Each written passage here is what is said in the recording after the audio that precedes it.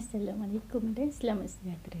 Nama saya Akmal Hafizah binti Muhammad Zamuri. Nombor pelajar saya 2021922093. Saya dari Fakulti Sains Pentadbiran dan Pengajian Polisi. Okey, dalam video ni saya ingin menceritakan dua tajuk, iaitu Yunani Purba yang berkaitan Dewa Zeus dan ulasan artikel yang bertajuk Mitos dan Budaya. So, mari saya mulakan cerita serba sedikit tentang Dewa Zeus. Orang-orang Yunani sering bercakap mengenai Tuhan yang dipanggil Zeus yang merupakan Raja Langit dan Bumi. Selain itu, mereka mengatakan bahawa dia duduk di antara awan di puncak yang sangat tinggi di mana dia dapat melihat ke bawah dan melihat semua yang sedang berlaku di bumi di bawahnya. Zeus tinggal di Gunung Olympus dan sering digambarkan dalam posisi berdiri dengan tangan memegang peti sebagai simbolnya dan duduk di takhta. Kemudian, kisah kelahiran Zeus. Kronos dan Rhea merupakan ibu bapa Zeus. Setiap kali Rhea melahirkan anak mereka, Kronos menelan bayi tersebut. Oleh hal yang demikian, Rhea amat marah kerana semua anak-anaknya harus ditelan oleh Kronos. Disebabkan Kronos takut dengan sumpahan bahawa anak-anak tersebut tidak akan mengikut arahan Kronos. Oleh itu, pada waktu Rhea hendak melahirkan Zeus, dia melahirkan di sebuah gua yang terletak di kereta. Kemudian, Rhea menggantikan bayi yang baru lahir itu dengan sebongkah batu yang dibalut dengan kain lalu diberikan kepada Kronos. Kronos yang tidak sedar dengan muslihat Rhea dengan pantas menelan batu itu. Zeus selamat membesar di kereta yang diasuh oleh para nimfa dan meminum susu seekor kambing, iaitu Amalkia. Semasa dewasa, Zeus bernikah dengan salah satu titan kebijaksanaan dan kepandaian, iaitu Metis. Dalam pada itu, Zeus membuat perancangan bersama Metis dalam mencari jalan untuk membalas dendam atas perbuatan Kronos selama ini. Rentetan itu, Zeus membawa air minuman yang disediakan oleh Metis untuk diberi kepada Kronos. Air minuman itu adalah suatu minuman ajaib yang dicampur dengan bahan-bahan dari Gaia. Apabila Kronos menelan air tersebut, Kronos serta-merta memuntahkan semua anak-anak yang telah ditelan selama ini, iaitu Poseidon, Hera, Hades dan dewa yang lain. Walau bagaimanapun, semua dewa masih hidup walaupun sudah ditelan sekian lama. Selanjutnya, Zeus mengumumkan peperangan terhadap para Titan, iaitu Perang Titanomachia. Perang Titanomachia merupakan tanda perebutan kuasa dunia yang berlaku di langit antara Dewa Olympus, iaitu Zeus, Odin, Poseidon dan yang lain dengan para Titan, iaitu Kronos, Atlas dan juga yang lain. Perang itu dimenangi oleh para Dewa Olympus. Oleh itu, berlakulah penentuan tempat kekuasaan atas dunia dengan cara membuat undian antara Zeus, Hades dan Poseidon. Natijahnya, Zeus menguasai di langit sebagai dewa penguasa iklim dan cuaca. Hades pula menguasai dunia bawah sebagai dewa kematian atau dewa roh mati.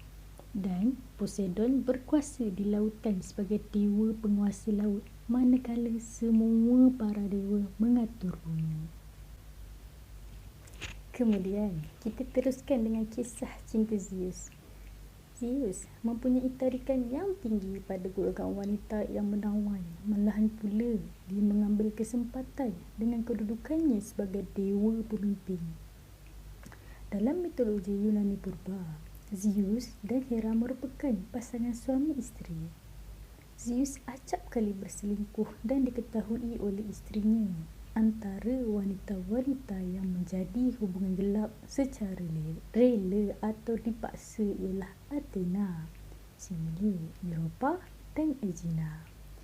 Selain terpikat terikat dengan perempuan, Zeus juga merupakan seorang homoseksual dengan lelaki yang bernama Ganymede.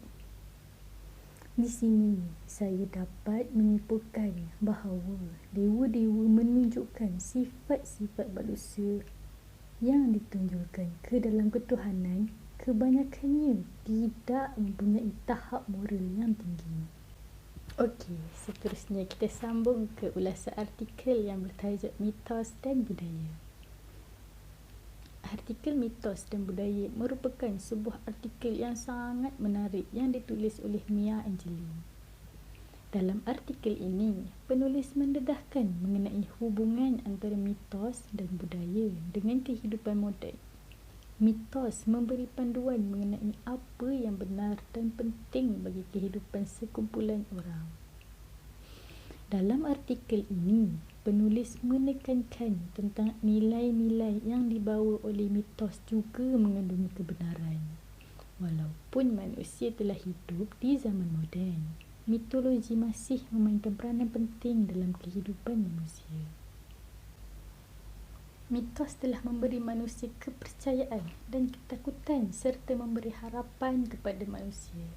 Sekiranya tidak ada mitos, tidak ada juga nilai dalam memanipulasi kegiatan kehidupan manusia.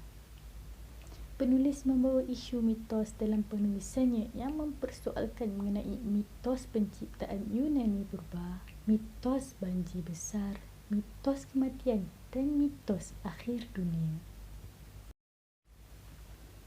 Dalam artikel ini, penulis menyentuh isu-isu yang sangat menarik. Hal ini demikian kerana penulis memberikan makna terperinci terhadap isu tersebut. Bahasa yang digunakan juga tidak tinggi dan memudahkan pembaca memahami isu tersebut.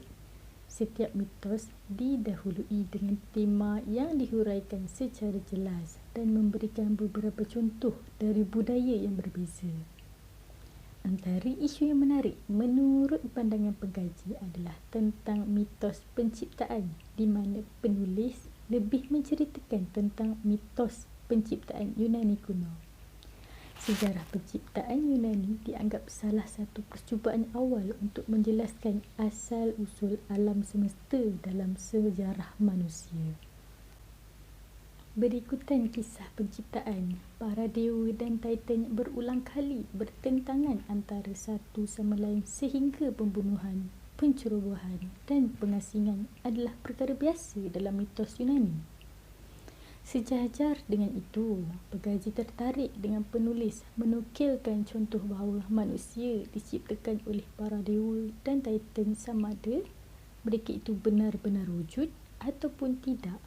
Hikayat-hikayat yang menceritakan tentang ciri mereka menyifatkan bahawa mereka itu jauh lebih sempurna berbanding mana-mana makhluk fana.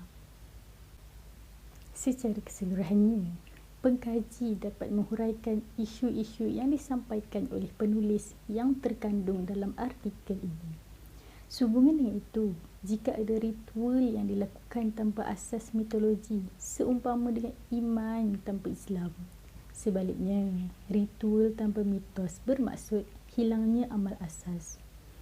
Oleh itu, kajian mitos menunjukkan bahawa setiap kajian agama, sama ada formal atau tidak formal, akan selalu mengalami mekanisme hubungan antara kebudayaan, alam semesta, kekacauan dan ritual. Selain itu, pengkaji dapat menyimpulkan bahawa mitos merupakan bahagian dari setiap budaya di dunia dan digunakan untuk menjelaskan fenomena semula jadi, dari mana orang berasal, bagaimana peradaban mereka berkembang dan mengapa perkara berlaku seperti yang mereka lakukan. Oleh itu, sekian saja dari saya tentang dua tajuk yang berkaitan keagamaan dan juga budaya. Sekian, terima kasih.